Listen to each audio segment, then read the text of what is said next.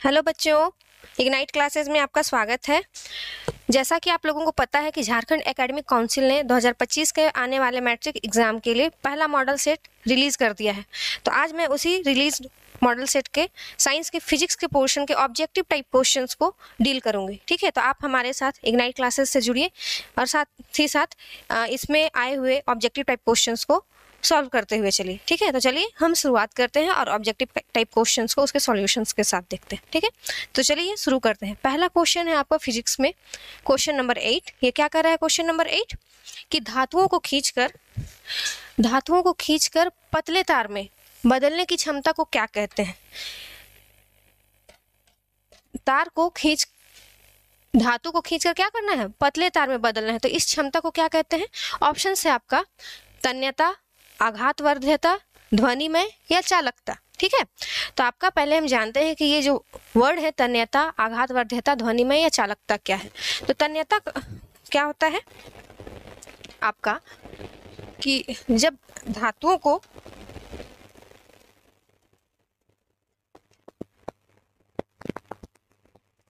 खींच करके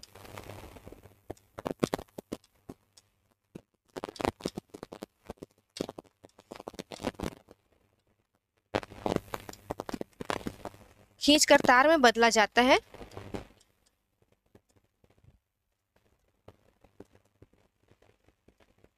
खींचकर तार में बदलना क्या कहलाता है, तन्यता। ठीक है,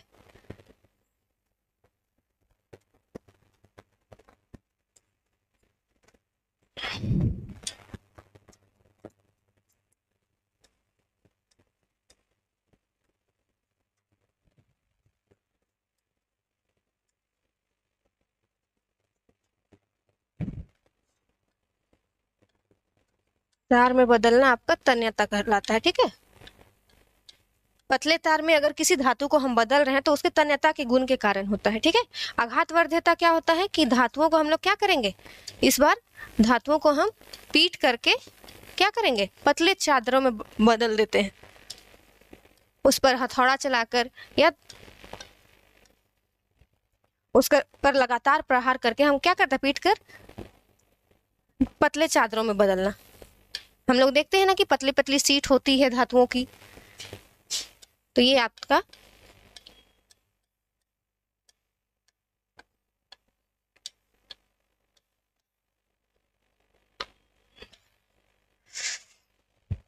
पतले चादरों में बदलना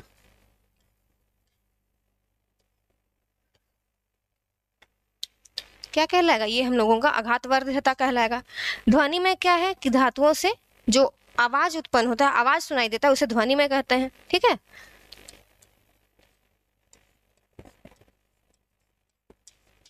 धातुओं को पीटने पर क्या होगा,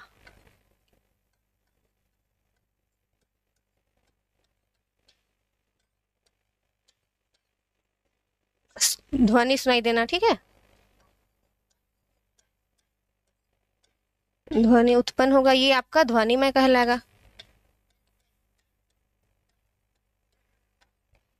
और चालकता क्या होता है कि वैसा गुण या वैसा पदार्थ जिसमें इलेक्ट्रॉन का प्रवाह होता है। ठीक है, इलेक्ट्रॉन का प्रवाह होगा, उसे हम चालकता कहते हैं वैसे पदार्थ को। या फिर आप बोल सकते हैं विद्युत धारा का प्रवाह। ठीक है, जिससे होकर के क्या होगा, विद्युत धारा या करंट पास हो सके।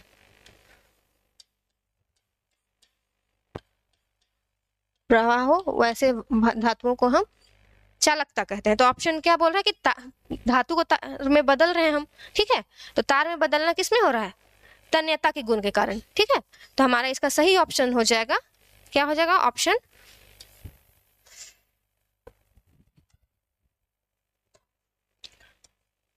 1 आपका ए, तन्यता इसका सही आंसर हो जाएगा। ठीक है, तो चलिए अब हम चलते हैं नेक्स्ट क्वेश्चन में। नेक्स्ट क्वेश्चन फिर आपका क्वेश्चन नंबर 20 से स्टार्ट है। ठीक है, क्या बोल रहा है क्वेश्चन नंबर 20, निम्नलिखित में कौन सा कथन सत्य है। बोल रहा है कि निम्नलिखित में कौन सा कथन सत्य है। ठीक है, पूछ रहा है, एक बतला रहा है आपको कि एक उत्तल लेंस में 4 डायोप्टर शक्ति होती है। क्या बोल रहा है कि एक डायोप्टर है जिसका शक्ति क्या है, 4 डायोप्टर है, जिसकी फोकस दूरी, और फोकस दूरी क्या दिया हुआ है, 0.25 मीटर दिया हुआ है। ठीक है, तो हम जानते हैं कि लेंस का क्षमता ठीक है, या शक्ति हम कैसे निकालते हैं, ये हमारा उसकी फोकस दूरी का व्युत्क्रम होता है ना। तो आपका इसको हम सॉल्व करते हैं ऑप्शन के थ्रू। ठीक है, आपका क्या बोल रहा है कि लेंस की क्षमता को हम क्या करते हैं, P से दिखलाते हैं, और P होता है हम लोगों का,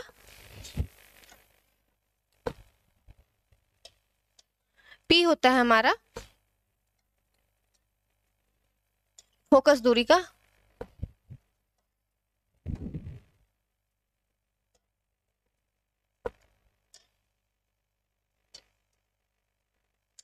उल्टा होता है।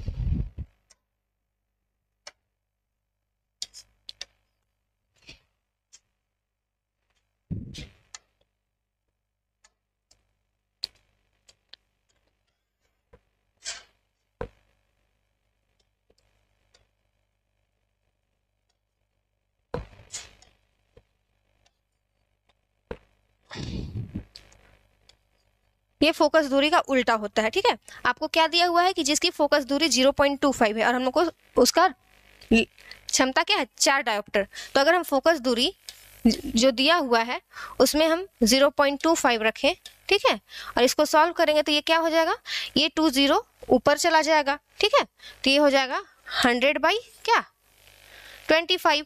ठीक है, और जब 25 तो इससे कट करेंगे तो ये कितने बार में, 4 टाइम्स में चला जाएगा, 4 बार में ये पूरा पूरा चला जाएगा, कट जाएगा। तो ये हमारा क्या हो जाएगा, 4 डायोप्टर हो गया। ठीक है, फोकस दूरी मेरा 4 डायोप्टर हुआ। तो ये क्या बोल रहे हैं, एक उत्तल लेंस में 4 डायोप्टर शक्ति होती है जिसकी फोकस दूरी 0.25 मीटर होती है। तो ये सही बात है, 4 डायोप्टर हमारा आ चुका है। ठीक है, लेकिन नेक्स्ट क्वेश्चन भी देखते हैं, क्या है कि एक उत्तल लेंस में -4 डायोप्टर शक्ति होती है जिसकी फोकस दूरी 0.25 सेंटीमीटर, सॉरी 0.25 मीटर होती है।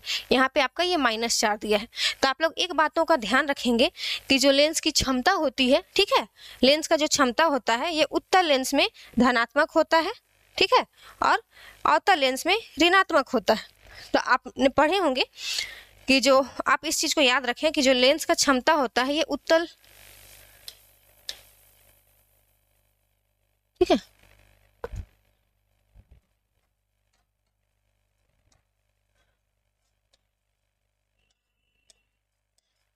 उत्तल लेंस का क्षमता जिसे P से दिखलाते हैं ये आपका धनात्मक मतलब पॉजिटिव होता है। ठीक है, और यही अवतल लेंस का क्या होता है, अवतल लेंस का ये ऋणात्मक होता है। ठीक है, क्या लेंस की क्षमता ये हम लोगों का ऋणात्मक में होता है। ठीक है, तो आपका ऋणात्मक में होगा और उत्तल लेंस का क्या होता है, धनात्मक में। तो ये चीज तो आपका ऑप्शन रॉन्ग हो जाएगा, ये ऑप्शन गलत हो जाएगा। क्यों, क्योंकि यहाँ पे ऋणात्मक में दिखला रहा है। फिर बोल रहा है एक अवतल लेंस में 4 डायोप्टर शक्ति होती है। यहाँ पे अवतल लेंस का क्या बतला रहा है, 4 डायोप्टर शक्ति होती है, जो कि क्या है, हम जानते हैं कि अवतल लेंस का क्षमता को हम ऋणात्मक में दर्शाते हैं। तो यहाँ पे ये प्लस में आ रहा है, तो ये भी आपका क्या हो जाएगा, रॉन्ग हो जाएगा। ठीक है, फिर है आपका ऑप्शन डी, एक अवतल लेंस में -4 डायोप्टर शक्ति होती है जिसकी फोकस दूरी 0.25 मीटर होती है। अब अवतल लेंस में आपका ऋणात्मक तो होता है, ये बात सही है, लेकिन ऋणात्मक में आने के लिए आपका जो फोकस दूरी है उसे क्या होना होगा, ऋणात्मक में होना होगा। ठीक है, तो यहाँ पर ये धनात्मक में दिया हुआ है, इस वजह से भी आपका ये ऑप्शन डी भी गलत हो जाएगा। तो हमारा यहाँ पे सेटिस्फाई क्या कर रहा है, जो ऑप्शन 1 है, एक उत्तल लेंस में 4 डायोप्टर शक्ति होती है जिसकी फोकस दूरी 0.25 मीटर होती है, ये ऑप्शन आपका सही होगा। Option A is the correct answer. ठीक है, क्यों, क्योंकि आप जब फोकस दूरी का मान को यहाँ रखिएगा तो ये पॉजिटिव में, धनात्मक में ही आपका लेंस का क्षमता बतला रहा है। और आप ये याद रख लीजिएगा इन दो बातों को कि क्या है, उत्तल लेंस का क्षमता धनात्मक होता है और अवतल लेंस का क्षमता ऋणात्मक होता है। आई होप आप ये समझ गए होंगे। तो अब हम चलते हैं नेक्स्ट क्वेश्चन में। ठीक है, नेक्स्ट क्वेश्चन क्या है, नेक्स्ट क्वेश्चन है 21। ठीक है,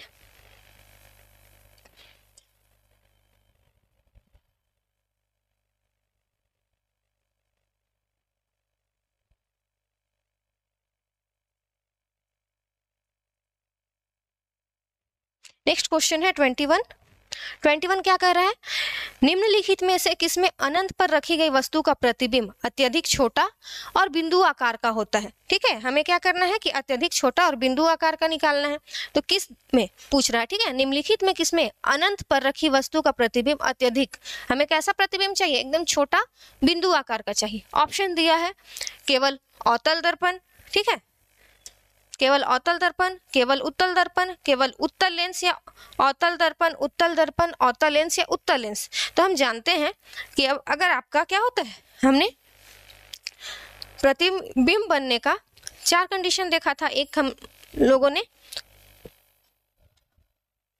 अवतल लेंस में भी देखा था, ठीक है। अवतल लेंस में क्या होता है, जब अनंत पर कोई वस्तु रखी जाती है, ठीक है, इस तरीके से अगर अनंत से आपका वस्तु की किरणें आ रही होंगी और आपका जब अवतल लेंस से टकरा रही होगी तो वो क्या होता है, एक जगह पर मिल जाती है, ठीक है। जब ये और अवतल लेंस, ये अवतल दर्पण क्या होता है, पीछे की ओर रंगा होता है।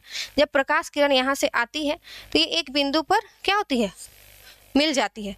तो यहाँ पर भी आपका क्या होगा, बिंदु साइज का प्रतिबिंब बनेगा, ठीक है, फोकस पे। फिर है अगर आपका उत्तल लेंस का, उत्तल दर्पण का बात किया जाए, ठीक है,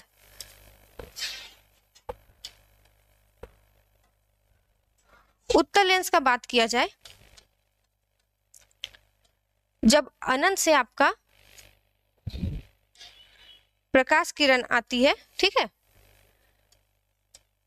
तो ये क्या होता है, ये किरणों को क्या करती है, फैला देती है, कुछ ऐसा ऐसा होता है ना।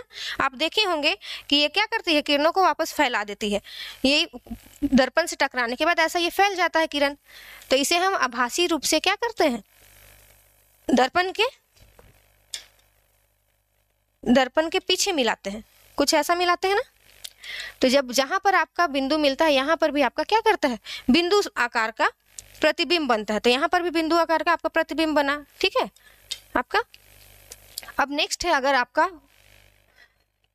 अवतल लेंस का बात किया जाए, तो ये भी, इसमें भी अगर अनंत से प्रकाश किरण आएगी तो ये क्या करेगी, प्रकाश किरण आने के बाद दर्पण से टकराने के बाद कुछ ऐसा फैल जाएगी, ठीक है।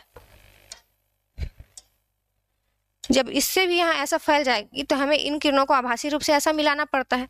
तो ये भी कहीं ना कहीं F1 पर मिलता है और क्या करता है, जिस बिंदु पर जब 2 किरणें मिलती है तभी आपका प्रतिबिंब का निर्माण होता है। तो देख रहे हैं कि ये अवतल लेंस में भी बिंदु आकार का प्रतिबिंब बन रहा है। वहीं अगर उत्तल लेंस का बात किया जाए तो उत्तल लेंस में भी क्या होता है, जब अनंत से प्रकाश की किरणें आती है तो ये एक जगह फोकसित हो जाती होती है ना, इस तरीके से। तो जहां पर बिंदु मिलती है यहाँ पर भी बिंदु आकार का प्रतिबिंब का निर्माण करती है, ठीक है।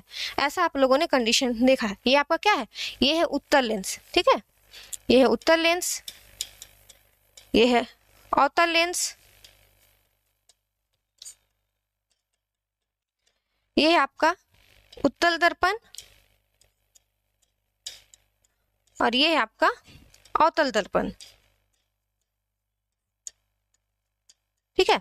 तो हम क्या देख रहे हैं कि आपका अवतल दर्पण में भी, उत्तल दर्पण में भी, अवतल लेंस में भी और उत्तल लेंस में भी जब अनंत से प्रकाश किरणें आती है तो फोकसित होकर के या अभिसरित या अपसरित होकर के एक जगह मिलती है या मिलती हुई प्रतीत होती है। तो सारे कंडीशंस में या सारे दर्पण और लेंस में हमारा बिंदु आकार का प्रतिबिंब का निर्माण होता है, ठीक है। यहाँ पर बिंदु आकार का प्रतिबिंब का निर्माण होगा, यहाँ पर बिंदु आकार का प्रतिबिंब का निर्माण होगा, यहाँ पर होगा, यहाँ भी होगा। तो इस तरीके से हम देख सकते हैं कि क्या है, जो अनंत पर रखी वस्तु का प्रतिबिंब अत्यधिक छोटा और बिंदु आकार का कब होगा, ये आपका सारे कंडीशन में, जो ऑप्शन डी आपका है, जहां अवतल दर्पण भी है, उत्तल दर्पण भी है, अवतल लेंस भी है और उत्तल लेंस भी है। तो हमारा इसका सही आंसर क्या हो जाएगा, ऑप्शन डी हमारा सही आंसर हो जाएगा। Option D is the right answer, ठीक है। चलिए अब हम चलते हैं नेक्स्ट क्वेश्चन में। नेक्स्ट क्वेश्चन है आपका क्वेश्चन नंबर 22, ठीक है। क्वेश्चन नंबर 22, क्वेश्चन नंबर 22 क्या कह रहा है, एक व्यक्ति 2 मीटर से अधिक दूरी पर रखी वस्तुओं को स्पष्ट रूप से नहीं देख सकता है। इस दोष का कारण क्या है, इस दोष को निम्न क्षमता के लेंस का उपयोग करके ठीक किया जा सकता है। क्या बोल रहा है कि एक व्यक्ति 2 मीटर से अधिक, एक व्यक्ति 2 मीटर से अधिक दूरी पर रखी वस्तुओं को स्पष्ट रूप से नहीं देख पा रहा। मतलब वो, उसे क्या है, कौन सा दोष होगा, उसे निकट दृष्टि दोष होगा, क्योंकि 2 मीटर में रखा हुआ वस्तु क्या थोड़ा दूर होगा, मतलब उसे दूर का दिखलाई नहीं दे रहा। तो ऐसा स्थिति कब पैदा होता है, जब वस्तु निकट दृष्टि दोष से पीड़ित होता है, तो उसे नजदीक की वस्तुएं तो दिखलाई देती है लेकिन दूर की वस्तुएं दिखलाई नहीं देती है, ठीक है। तो ये व्यक्ति जो 2 मीटर से अधिक दूरी पर रखी वस्तु को नहीं देख पा रहा है, ये किस दोष से पीड़ित है? ये निकट दृष्टि दोष से पीड़ित है। ठीक है,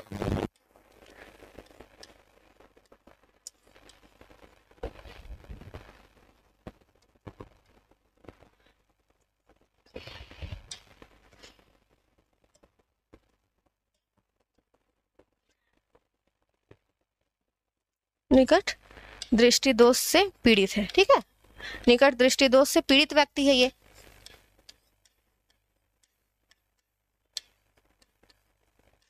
ठीक है, निकट दृष्टि दोष से पीड़ित है। और हम जानते हैं निकट दृष्टि दोष में क्या होता है, निकट की वस्तुएं दिखलाई देती है लेकिन दूर का दिखलाई नहीं देते।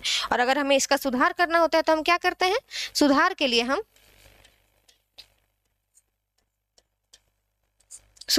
हम अवतल लेंस का प्रयोग करते हैं। ठीक है, अवतल लेंस द्वारा इसे सुधारा जा सकता है। ठीक है, इस चीज को आप याद रखिएगा। तो क्या कर रहे हैं कि एक व्यक्ति 2 मीटर से अधिक दूरी पर रखी वस्तुओं को स्पष्ट रूप से नहीं देख सकता। इस दोष को निम्न क्षमता के लेंस का उपयोग करके ठीक किया जा सकता है। ठीक है, किस के द्वारा उपयोग करके ठीक किया जा सकता है? अवतल लेंस। लेकिन अब हमें क्षमता भी निकालना होगा। तो लेंस का क्षमता हमने इसे पहले वाले क्वेश्चन में देखा था, क्या होता है? लेंस की क्षमता को हम P से दिखलाते हैं। ठीक है, लेंस की क्षमता क्या होता है?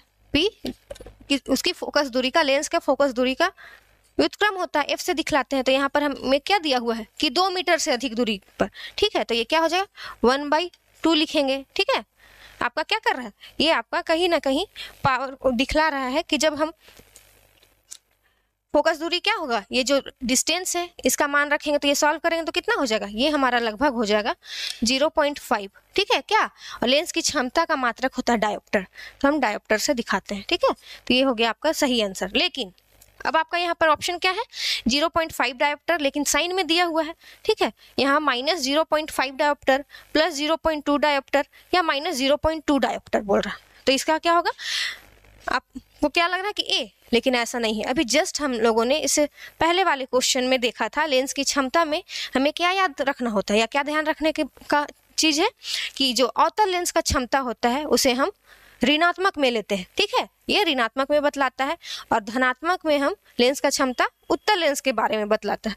तो चूंकि हम जानते हैं कि निकट दृष्टि दोष के लिए सुधार के लिए हमें अवतल लेंस की आवश्यकता होती है, तो जो इसका क्षमता होगा, अवतल लेंस का क्षमता क्या होगा, या ऋणात्मक में होना चाहिए। ठीक है, या ऋणात्मक में होना चाहिए, इस चीज को आप ध्यान रखिएगा।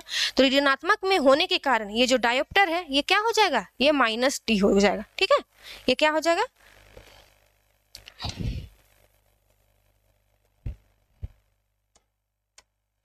ये आपका माइनस में चला जाएगा। क्यों, क्योंकि अवतल लेंस का क्षमता हम ऋणात्मक में लेते हैं। तो इसका सही ऑप्शन हो जाएगा ऑप्शन बी। ठीक है, option B is the right answer. -5 dioptre आपका क्या होगा, वैसा लेंस यूज करेंगे, अवतल लेंस यूज करेंगे जिसका क्षमता -0.5 डायोप्टर हो। ठीक है, आई होप आप ये समझ गए होंगे। तो अब हम चलते हैं नेक्स्ट क्वेश्चन में।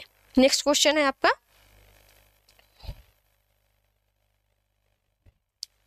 नेक्स्ट क्वेश्चन है क्वेश्चन 23। ठीक है,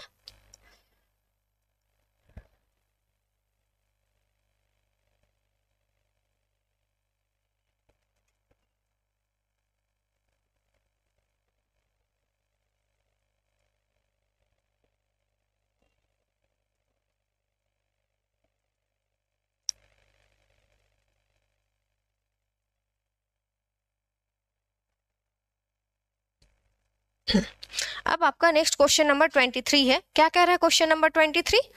क्वेश्चन नंबर 23 कह रहा है प्रकाश की निम्नलिखित में, ठीक है, प्रकाश की निम्नलिखित में से कौन सी घटनाएं इंद्रधनुष के निर्माण में शामिल है? क्या है, प्रकाश के निम्नलिखित में कौन सी घटनाएं इंद्रधनुष के निर्माण में शामिल है? ऑप्शन है आपका, ऑप्शन ए परावर्तन, अपवर्तन और विक्षेपण, दूसरा है अपवर्तन, विक्षेपण और पूर्ण आंतरिक परावर्तन, तीसरा है अपवर्तन, विक्षेपण और आंतरिक परावर्तन, या विक्षेपण, प्रकीर्णन और पूर्ण आंतरिक परावर्तन। तो पहले हम जानते हैं कि परावर्तन क्या है। ठीक है, परावर्तन क्या होता है? परावर्तन एक ऐसी घटना है जिसमें प्रकाश की किरणें किसी चिकनी समतल सतह पर टकराती है। ठीक है, क्या होता है परावर्तन में, प्रकाश किरण किसी चिकने समतल सतह में टकराता है। ठीक है, और फिर टकराने के बाद वो उसी माध्यम में क्या करता है, वापस लौट जाता है। ठीक है, ये आपका परावर्तन का घटना कहलाता है। और इंद्रधनुष में क्या होता है, इंद्रधनुष कुछ हमें 7 रंगों में दिखाई देता है, ठीक है। कुछ इधर से आपका 7 रंग में दिखाई देता है। कैसे दिखाई देता है हम उस पर आएंगे। पहले जानते हैं कि परावर्तन क्या है। तो आपका परावर्तन के लिए क्या होना चाहिए कि आपका चिकना समतल सतह होगा, जिसमें हम दर्पण का प्रयोग करते हैं तो वो एक साइड से रंगा हुआ होता है, जिससे कि प्रकाश उसके पार नहीं जा पाता है। तो इंद्रधनुष के लिए हमें क्या होना होगा कि प्रकाश की किरणों को जिस भी माध्यम में टकराए, या बारिश के बाद ये होता है तो उस बारिश के बाद जो उसकी में वर्षा की बूंदें होती है उसको पार करके बाहर निकलता है, जिससे कि 7 रंग का भी निर्माण करता है। तो यहाँ पे परावर्तन की घटना तो हो नहीं सकती है, ठीक है। प्रकाश हमारा क्या होता है, परावर्तन में किसी माध्यम में टकराता है और उसी माध्यम में लौट जाता है। प्रकाश की किरणें उस माध्यम को पार नहीं करती है। तो आपका परावर्तन है तो यहाँ तो ये हो नहीं सकता है। अपवर्तन में क्या होता है कि अपवर्तन में प्रकाश की किरणें एक माध्यम से चलती है, ठीक है। अपवर्तन में प्रकाश की किरणें एक माध्यम से चलती है और दूसरे माध्यम में प्रवेश करते हुए आगे बढ़ जाती है। अपने मार्ग से विचलित होकर के क्या होता है, वो आगे बढ़ जाती है। ऐसा हम कुछ पढ़े हैं, ठीक है। अभिलंब की ओर झुक जाती है या अभिलंब से दूर हट जाती है। तो ये आपका अपवर्तन का घटना कहलाता है। तो हाँ, आपका इंद्रधनुष के निर्माण में अपवर्तन की घटना हो सकती है, क्योंकि कहीं ना कहीं आपका जो वर्षा का बूंद है, वातावरण में वर्षा का बूंद है, वो क्या करेगा, एक तरह से उसे प्रकाश की किरणों को पार होने में सहायता करेगा। तो अपवर्तन की घटना हो सकती है। लेकिन यहाँ पर आपका क्या है, परावर्तन, इसलिए ये ऑप्शन तो ऐसे भी रॉन्ग होगा। विक्षेपण क्या है, विक्षेपण प्रकाश का वह घटना है जिसमें क्या होता है, जो सफेद लाइट होता है, श्वेत प्रकाश होता है, जब प्रिज्म या फिर किसी भी पारदर्शी माध्यम से गुजरता है या प्रिज्म जैसे परावर्तक पृष्ठ से होकर के गुजरता है तो अपने कंपोनेंट्स कलर मतलब अवयवी रंगों में टूट जाता है और बिखर जाता है और 7 रंगों का निर्माण करता है। तो प्रकाश का रंगों में टूटना विक्षेपण की घटना कहलाता है, ठीक है। अवयवी रंगों में जब विभाजित हो जाता है वो विक्षेपण की घटना कहलाती है। तो विक्षेपण तो ये सही है, ठीक है। लेकिन यहाँ परावर्तन के कारण ऑप्शन ए गलत हो जाएगा, ठीक है। अब दूसरा ऑप्शन है आपका अपवर्तन, विक्षेपण और पूर्ण आंतरिक परावर्तन, ठीक है। अपवर्तन तो होता है, विक्षेपण भी होता है, लेकिन पूरी तरह से आंतरिक परावर्तन नहीं होता है। अब पूर्ण आंतरिक परावर्तन क्या है, देखिए यहाँ पर मैं एक एग्जाम्पल लेती हूँ या यहाँ पर मैं आपको इस डायग्राम से बतलाती हूँ, ठीक है। आप जानते होंगे कि इंद्रधनुष कब बनता है, जब बारिश होता है, बारिश के बाद वर्षा की बूंदें वातावरण में होती है तो एक तरह से प्रिज्म के जैसे काम करता है, ठीक है। तो जब प्रकाश की किरणें उसी प्रिज्म के जैसे काम करने वाले वर्षा की बूंद से टकराती है तो ये क्या करते हैं, सबसे पहले ये इससे अपवर्तित होती है।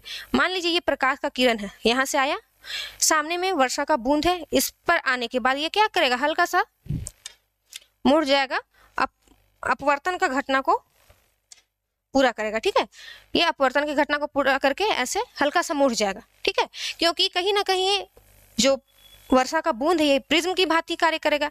फिर अंदर में जब ये ऐसे चलेगा तो ये अपवर्तन का घटना को कंप्लीट किया। लेकिन ये हल्का सा क्या होता है, जब ये प्रिज्म की भांति काम करता है तो फिर बाद में ये इस सतह से जो वर्षा का बाहर का बूंद है यहाँ से फिर से ये टकराता है, ठीक है। और यहाँ पर जैसे ही ये प्रिज्म की भांति कार्य करता है तो ये यहाँ पर विक्षेपण की घटना को भी पूरा करता है, मतलब ये हल्का सा अपने कंपोनेंट्स कलर में ब्रेक हो जाता है, ठीक है। फिर यहाँ पर भी वर्षा का बूंद है, यहाँ से टकरा करके ये अंदर में इसका फिर से आंतरिक परावर्तन हो रहा, मतलब ये जो वर्षा का बूंद से टकराने में ये जो किरण है इसके अंदर ये फिर से एक बार परावर्तित हो रही है, इस माध्यम में ये टकराई, इसी माध्यम में वापस लौट गई, तो आंतरिक परावर्तन हुआ, ठीक है। लेकिन टकराने का ये फिर तो बाहर आ जाती है, क्योंकि ऐसा बहुत सारा बूंद है बाहर में, ये ऐसा नहीं है कि परावर्तित होकर वह किरण अंदर ही रह गई, ये फिर आगे बढ़ गया। तो पूर्ण रूप से तो आंतरिक परावर्तन हुआ, लेकिन सिर्फ उस वक्त में आपका क्या हुआ, वो आगे भी बढ़ गई। तो यहाँ पे पूरा आंतरिक परावर्तन नहीं हुआ, ये आगे होकर के फिर से अगला बूंद में चली गई और यही प्रोसेस ये होता रहा। तो आपका जो ऑप्शन बी अपवर्तन, विक्षेपण और ये पूर्ण आंतरिक परावर्तन, अभी यहाँ पर ये पूर्ण आंतरिक परावर्तन नहीं होता है। तीसरा ऑप्शन है अपवर्तन, विक्षेपण और आंतरिक परावर्तन। हाँ, तो ये सही लग रहा है। आगे का ऑप्शन देखते हैं, विक्षेपण, विक्षेपण की घटना तो होती है लेकिन यहाँ प्रकीर्णन लिखा है। तो प्रकीर्णन क्या होता है, प्रकीर्णन प्रकाश के फैलने की घटना होती है, ठीक है। जब प्रकाश किरण फैल जाता है ठीक है, जिस कारण से हमें आकाश का रंग नीला दिखाई देता है या रक्ताभ दिखाई देता है, तो ऐसे घटना आपका प्रकीर्णन कहलाता है। तो यहाँ पे हमें 7 रंगों में दिख रहा है, तो यहाँ पे प्रकीर्णन का घटना नहीं होता, इस वजह से आपका ये ऑप्शन भी गलत हो जाएगा। अब यहाँ पे है पूर्ण आंतरिक परावर्तन और आंतरिक परावर्तन। तो यहाँ पर पूर्ण आंतरिक तो है, लेकिन यहाँ पर सही ऑप्शन अभी आपका ऑप्शन सी सही जा सकता है, क्योंकि यहाँ पर आंतरिक परावर्तन होने के बाद यह जो प्रकाश किरण होता है, यह फिर से आगे बढ़ जाता है। ठीक है, इसलिए यहाँ पे option C is the correct answer. ठीक है, ये भी आपका रॉन्ग हो जाएगा। ऑप्शन सी अपवर्तन, विक्षेपण और आंतरिक परावर्तन के कारण आपका क्या होता है, इंद्रधनुष का निर्माण होता है। ठीक है, आई होप आप समझ गए होंगे। तो अब हम चलते हैं नेक्स्ट क्वेश्चन में। ठीक है, नेक्स्ट क्वेश्चन पे चलते हैं। नेक्स्ट क्वेश्चन है, ये उसका इंग्लिश में था। नेक्स्ट क्वेश्चन है क्वेश्चन नंबर 24।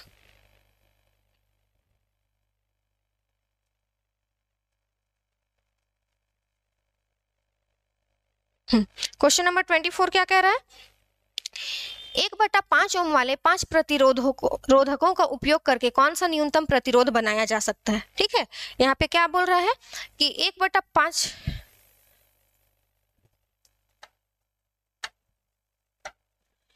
1/5 ओम वाले 5 प्रतिरोध कितना है, 5 है, उपयोग करके न्यूनतम प्रतिरोध हमें बनाना है। ठीक है, सबसे कम प्रतिरोध मिले ऐसा बनाना है। तो हम जानते हैं कि जब प्रतिरोधकों को 2 क्रम में जोड़ा जाता है, एक आपने श्रेणी क्रम भी पढ़ा होगा। ठीक है, श्रेणी क्रम में क्या होता है, श्रेणी क्रम में हम प्रतिरोधकों के पहले सिरे को दूसरे सिरे के पहले सिरे से ऐसा लगातार एक सीधी रेखा में जोड़ते हैं श्रेणी क्रम में। वहीं एक होता है पार्श्व क्रम। ठीक है, पार्श्व क्रम में क्या होता है,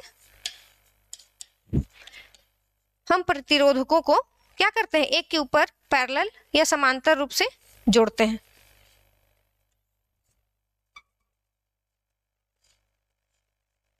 ठीक है, तो ये आपका ऐसा इस तरीके से जोड़ने से हमारा क्या होता है, प्रतिरोध का पार्श्व क्रम संयोजन कहलाता है।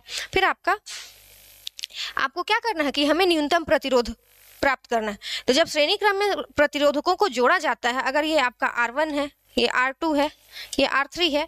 ठीक है, ऐसे ही अगर पार्श्व क्रम में ये R1 है, R2 है, R3 है, अलग अलग प्रतिरोध, तो श्रेणी क्रम में हम क्या करते हैं, प्रतिरोधकों को समतुल्य प्रतिरोध निकालने के लिए सभी को जोड़ देते हैं एक साथ, R1 + R2 + R3। तो इससे इसका मान बढ़ जाएगा। अगर मान लीजिए ये 1 ओम का है, ये 1 ओम का है, ऐसे ही ये 1 ओम का है, तो इस तीनों को जोड़ करके हम निकालेंगे तो ये 3 ओम का बन जाएगा। मतलब तीनों को जोड़ने पर 1 ओम के मान से ये अधिक का मान देता है। वही पार्श्व क्रम में जोड़ने पर अगर 1 ओम का ये भी रहा, तो ये क्या होगा, हमें इसे 1/R1 + 1/R2 करके लिखना पड़ता है, जिससे कि इसका मान क्या हो जाता है, कम हो जाता है, 1/3 करके आएगा।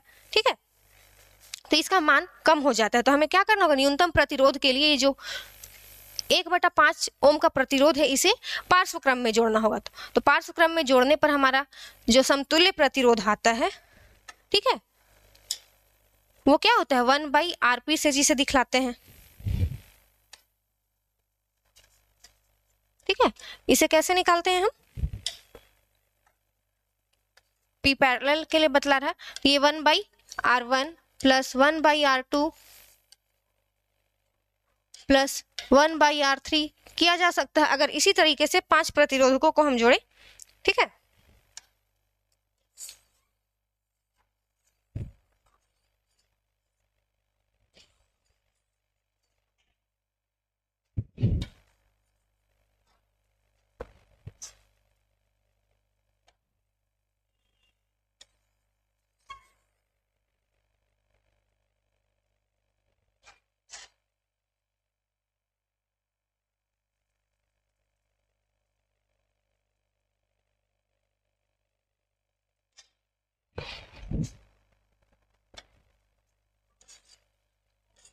ठीक है, जब प्रतिरोधकों को पार्श्व क्रम में जोड़ा जाता है, यहाँ पर कितने हैं, 5 प्रतिरोध है, तो इसी तरीके से अगर हम और भी प्रतिरोध को जोड़ें,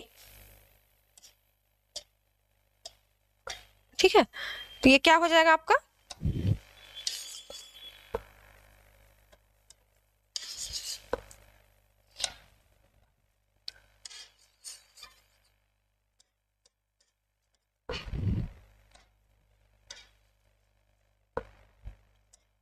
ठीक, 5 प्रतिरोधकों को आपस में जोड़ा जाए,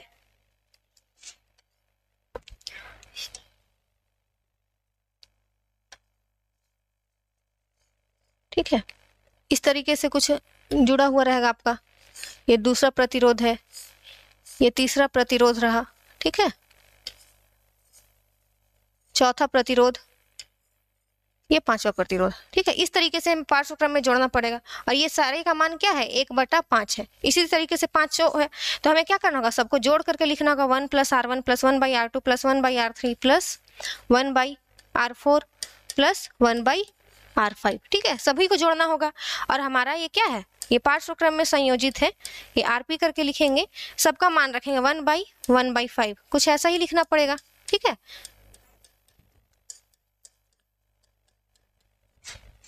प्लस 1/1/5 प्लस 1/1/5, ठीक है। तो अब आप जान रहे हैं कि ये हमारा क्या होगा, अंश और हर, ये नीचे है, यहाँ पर कुछ नहीं है इस 1 के साथ, तो इसके नीचे एक 1 भी रहता है, तो ये 5 सभी में क्या होगा, ऊपर चला जाएगा। तो 1/RP को हम क्या लिख सकते हैं, पार्श्वक्रम में अगर संयोजित किया जाए तो सारा 5 हमारा ऊपर चला जाएगा, ठीक है।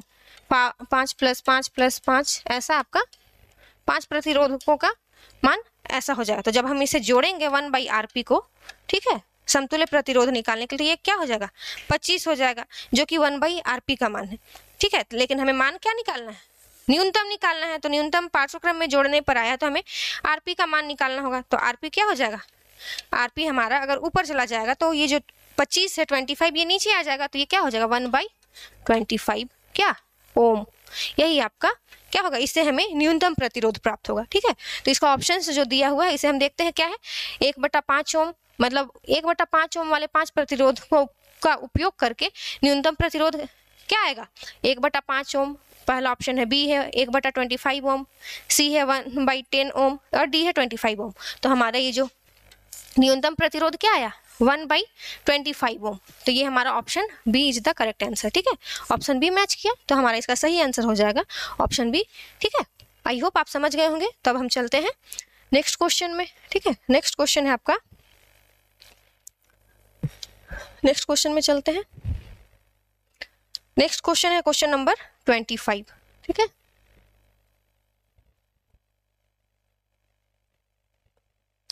क्वेश्चन नंबर 25, क्वेश्चन 25 क्या कह रहा है, प्रतिरोधकता नहीं बदलती है, ठीक है, प्रतिरोधकता नहीं बदलती है। तो प्रतिरोधकता क्या है, पहले हम जानते हैं कि प्रतिरोध क्या है, ठीक है। तो प्रतिरोध होता है आपका किसी भी विद्युत धारा को प्रवाह करने में रुकावट जो पैदा करता है उस गुण को हम क्या करते हैं, प्रतिरोध कहते हैं, ठीक है।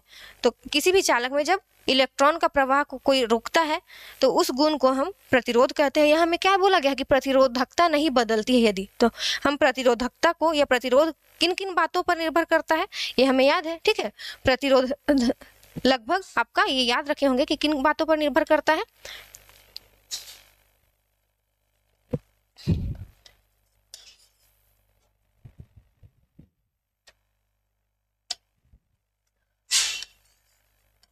प्रतिरोध 3 बातों पर निर्भर करता है, हम ये जानते हैं, ठीक है।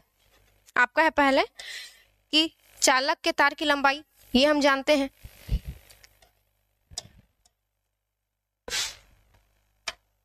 ठीक है। तार की लंबाई पर निर्भर करता है, तार अगर लंबा तार हो तो उसका प्रतिरोध अलग होगा, कम होगा, तो तार के छोटा होने पर प्रतिरोध कम होगा, तार की लंबाई पर, ठीक है, इस पर भी निर्भर करता है प्रतिरोध।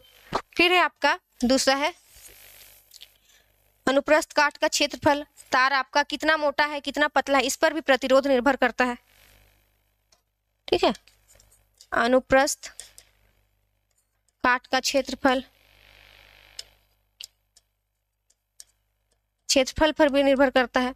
फिर है आपका प्रकृति पर भी निर्भर करता है कि आपका जो पदार्थ है वो किस चीज का है, कहीं लोहा है कहीं निकेल है, तो सब अलग अलग पदार्थ या मटेरियल लेने पर भी प्रतिरोधकता बदल जाता है, ठीक है, पदार्थ की प्रकृति पर। फिर है आपका एक कि तापमान बदलने पर भी क्या होता है, प्रतिरोध बदल जाता है। ज्यादा तापमान हो तो प्रतिरोध भी ज्यादा हो जाएगा, कम तापमान में प्रतिरोध कम हो जाएगा, ठीक है। तो तापमान के कारण भी, तो ये कारकों को आप याद कर सकते हैं कि प्रतिरोध इन कारकों पर निर्भर करता है। तो यहाँ प्रतिरोधकता नहीं बदलती है, अगर ये सारा चीज हुआ तो प्रतिरोध बदल जाएगा। तो यहाँ पूछ रहा कि प्रतिरोधकता नहीं बदलती, यदि नहीं को ध्यान दीजिएगा, ठीक है। पहला बोल रहा पदार्थ बदल दिया जाए, तो अभी हम देखें कि अगर पदार्थ हम बदल देंगे तो प्रतिरोध तो बदल जाएगा, तो ये ऑप्शन तो आपका रॉन्ग हो गया, ठीक है। दूसरा है तापमान बदल दिया जाए, तो तापमान को भी हम घटाएंगे बढ़ाएंगे तब भी आपका प्रतिरोध बदल जाएगा, तो ये ऑप्शन भी आपका गलत हो जाएगा। हमें क्या निकालना है, नहीं को ध्यान दीजिएगा, ठीक है। ये ऑप्शन आपका सही है। अगर लिखता प्रतिरोधकता बदलता है तो ये ऑप्शन सब सही है, ठीक है। फिर क्वेश्चन ऑप्शन सी बोल रहा है प्रतिरोधक का आकार बदल दिया जाए, तो अब तार का लंबाई भी आपका क्या बोल रहा है, प्रतिरोध का आकार बदल दिया जाए तो इसे प्रतिरोधकता बदलेगा, चेक करते हैं। ऑप्शन डी है पदार्थ और तापमान दोनों बदल दिया जाए, तो पदार्थ बदलने पर तो प्रतिरोधकता बदलता है और तापमान बदलने पर भी बदल जाता है, तो ये भी ऑप्शन आपका गलत होगा। ये क्या बोल रहा है, और ऑप्शन सी प्रतिरोधक का आकार बदल दिया जाए।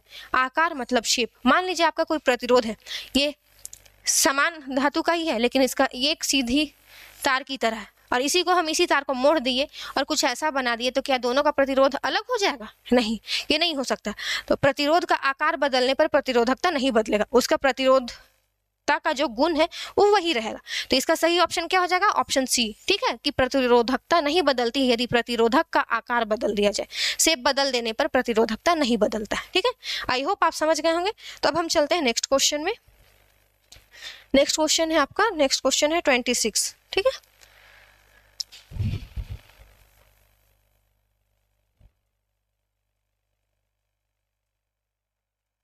26 आपका बोल रहा है, 26 क्या है,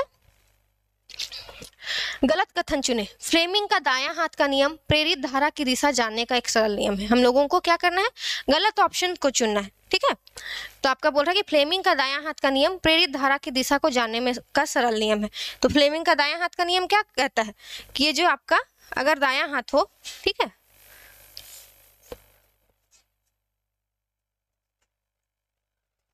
फ्लेमिंग का कुछ इधर अंगूठा होता है, बाकी इधर बाकी अंगुलियां होती है, ठीक है। तो हमारा जो क्या होता है, ये जो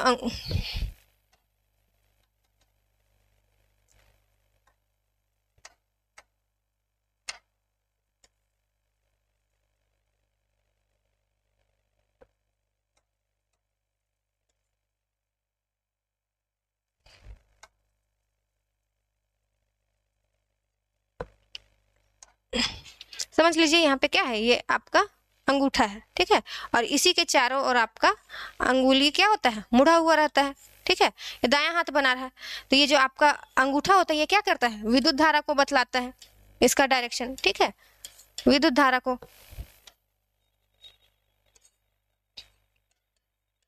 और वहीं ये जो अंगुली मुड़ा हुआ रहता है ये क्या करता है, चुंबकीय क्षेत्र को, ये क्या करता है, चुंबकीय क्षेत्र को बतलाता है। तो आपका ऑप्शन क्या है, फ्लेमिंग का दायां हाथ का नियम प्रेरित धारा की दिशा जानने का एक सरल नियम है। हाँ, अंगूठा आपका जिस ओर होगा उस ओर क्या होता है, विद्युत धारा होती है, ठीक है ना, आपका उधर विद्युत धारा होता है। दूसरा ऑप्शन बोल रहा है ये तो सही है।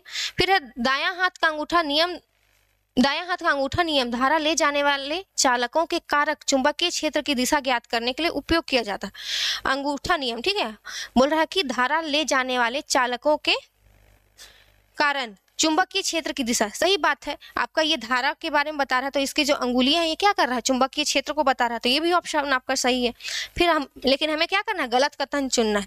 फिर है प्रत्यक्ष और प्रत्यावर्ती धाराओं के बीच अंतर यह है कि प्रत्यक्ष धारा हमेशा एक दिशा में बहती है। ये बिल्कुल सही बात है कि जो आपका अल्टरनेटिंग करंट होता है वो क्या करता है, एक ही दिशा में बहती है, जबकि प्रत्यावर्ती धारा, ठीक है, ये क्या होता है, प्रत्यावर्ती धारा समय समय पर अपनी दिशा को बदल लेता है।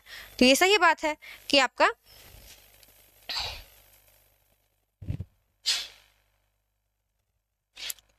क्या है, प्रत्यक्ष और प्रत्यावर्ती धारा के बीच में अंतर है कि प्रत्यक्ष धारा हमेशा एक दिशा में बहती है, ठीक है, जबकि प्रत्यावर्ती धारा समय समय पर अपनी दिशा बदल देती है, समय के साथ बदलते रहता है। तो ये बात भी आपका सही है, ठीक है, तो ये ऑप्शन भी सही है, लेकिन हमें निकालना है गलत ऑप्शन। ऑप्शन डी है भारत में एसी प्रत्यावर्ती धारा हर 1/50 सेकेंड के बाद दिशा बदल लेती है, तो नहीं, यही आपका ये ऑप्शन क्या है, रॉन्ग है। हमें इसी को ही फाइंड करना है। तो गलत कथन यही है कि भारत में ऐसी प्रत्यावर्ती धारा हर 1/50 सेकेंड के बाद दिशा बदलती है। नहीं, ये हर 100 सेकेंड के बाद में अपनी दिशा को क्या करती है, बदल लेती है।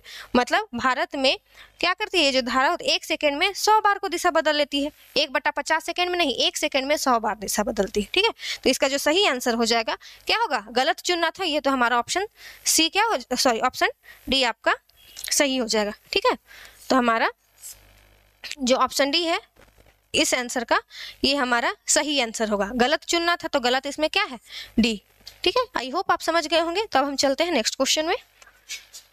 नेक्स्ट क्वेश्चन है आपका क्वेश्चन नंबर 27।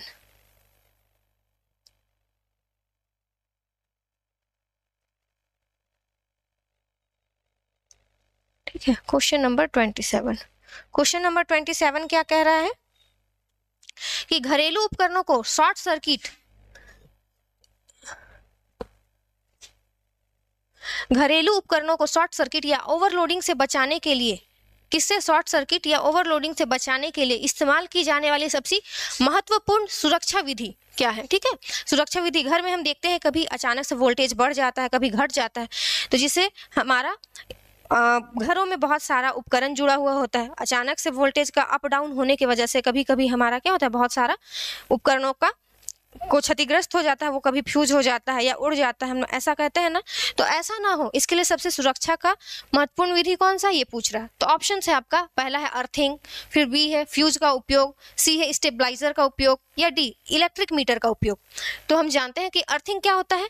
अर्थिंग आपका जो लीकेज करंट होता है, ठीक है, अगर मान लीजिए आपका किसी घर के तारों में, ठीक है, वायरिंग किया हुआ है, वहां पर अगर आपका कहीं पर विद्युत धारा लीक कर रहा है, लीकेज हो रहा है, तो उसे अगर हम वहां पर घर में अर्थिंग बनाए हुए रहते हैं तो वो लीकेज करंट कहाँ चला जाता है, जमीन में चला जाता है। इसी विधि को हम कहते हैं क्या है, ये अर्थिंग है। ठीक है, अब लीकेज करंट को, ये भी सुरक्षा का उपाय ही है। अब है नेक्स्ट है फ्यूज का उपयोग। फ्यूज का उपयोग क्या करते हैं, हम देखते हैं कि घरों में जब वोल्टेज बढ़ जाता है या घट जाता है तो हमारा एक फ्यूज होता है, पतला सा तार उसमें जुड़ा हुआ रहता है, वो टूट जाता है। टूटने के कारण विद्युत का प्रवाह रुक जाता है या अवरोध उत्पन्न हो जाता है, जिससे कि जो उससे जुड़े हुए उपकरण होते हैं वो क्या होते हैं, उड़ने से या खराब होने से बच जाते हैं। तो ये तो थोड़ा सही लग रहा है, पर देखते हैं आगे का ऑप्शन क्या है। ठीक है, तीसरा है सी स्टेबलाइजर का उपयोग।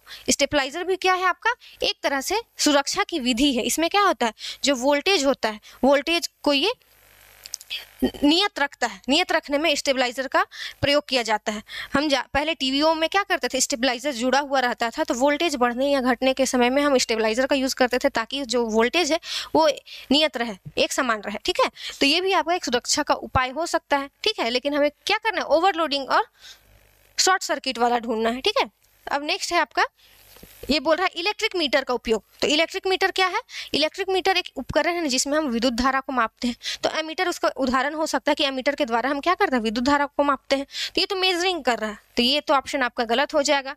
स्टेबलाइजर क्या है आपका, ये आपका ऑप्शन